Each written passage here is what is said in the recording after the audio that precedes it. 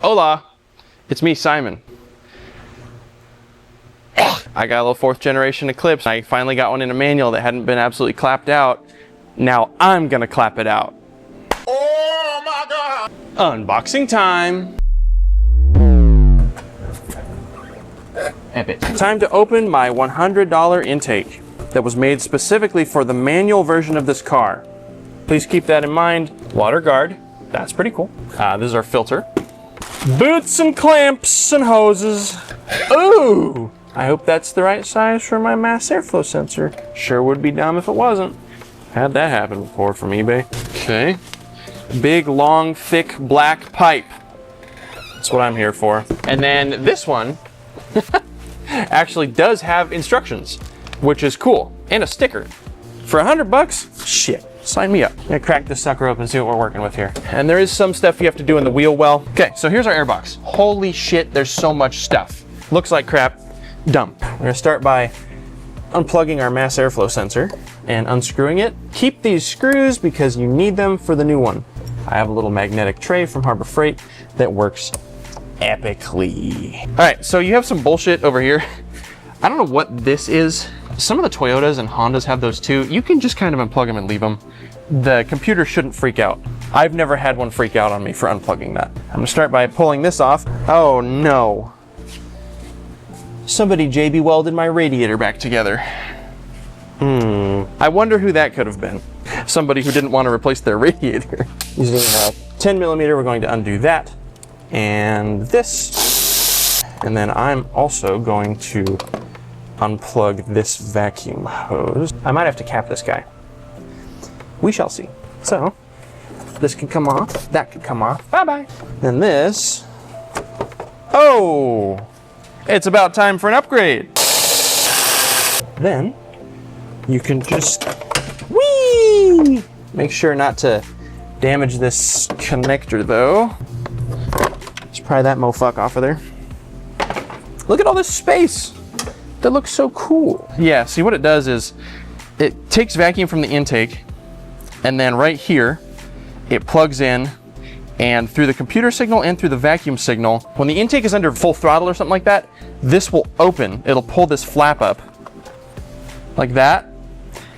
And I think it allows extra air in, but only at that point. It's some sort of thing for performance, but we obviously don't need that because, I mean, we're adding performance, okay? This is how it should have been from the factory, my guy.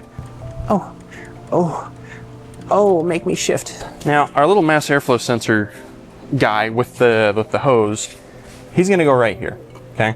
And the hose just goes onto that, and the mass airflow sensor just hangs out. Okay, so this little piece that they cut to, I don't even know what it's supposed to do.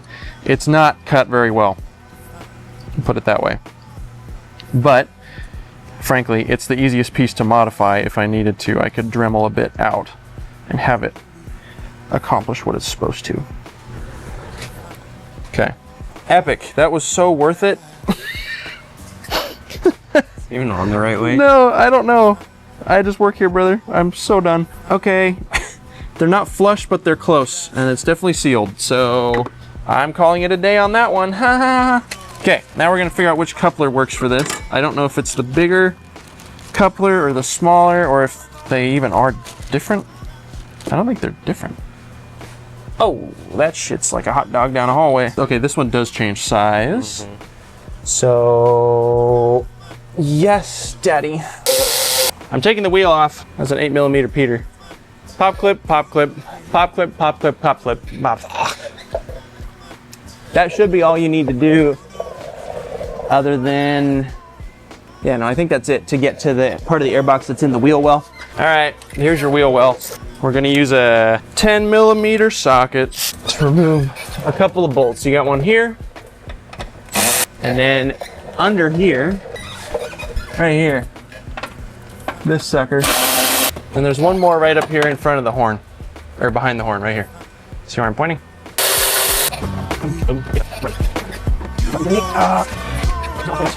Okay, now it's stuck on the horn. I'm gonna figure out where this big pipe is supposed to go. I'm going to guess that it goes down here through the wheel well, and then this goes here. because it comes with one of these. These are classic cold air intake things. Thread that mofuck in there all the way as far as it'll go. Okay, then you put this on it. Then you put the washer over it. Then you put the nut on it. And that acts as your support. We're just gonna kind of let him hang out there. Now we're going to slide a hose clamp over this shit, slide this MF in here, slide this MF over this MF. That's tight enough, we don't need a hose clamp. Put that in there as far as it'll go comfortably. And leave that loose, because we might need to adjust some things, I don't know. Yep. Now I'm gonna tighten this one before I forget. And this little hose, maybe I have a bolt. When you don't have the right tool, which is an actual like cap for that, you do this. What's the torque spec for my vacuum line? This will go under and plug in. And then this little guy, you just want out of the way. So I'm gonna kind of run it over here because, think about it, below that is your shift linkage. This is always moving, so you should not let that dangle. You will probably have problems. It'll get caught. Now it's time. We might have to make some adjustments. That pipe looks like this filter is gonna hit that fog light. Oh my God. Another sticker. You bet your little tuchus I'm putting both of those on and nutting on the back window. Not for 3 to 5 days. What? I can nut on my back window whenever I want. You can't tell me when I can and cannot nut.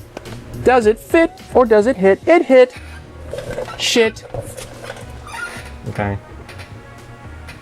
So if I had it farther in, no, farther out. You undo that pen up there, it might help. Well, yeah. I tightened everything, and I definitely should not have tightened everything. Oh my gosh. What, did that? That made it so much better. Really? Okay. The way they want you to do this, apparently, is they want you to just use this as a big bolt and put this at the bottom. Doesn't make a ton of sense to me, but that's what they asked for in order for proper fitment. So that's just a bolt now, pretty much. And then down here in the wheel well, we should see that our air intake is, yeah, it clears the fog light and it can hang out comfortably. Well, that's pretty cool. So now I'm just gonna put all these little pop clits back in their home. We did it! We modified a car. Time for the first startup.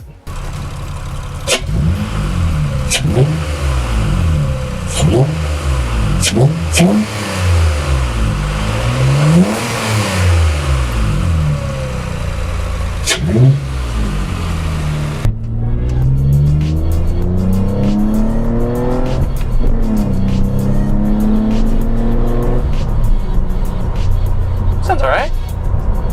Sounds pretty cool.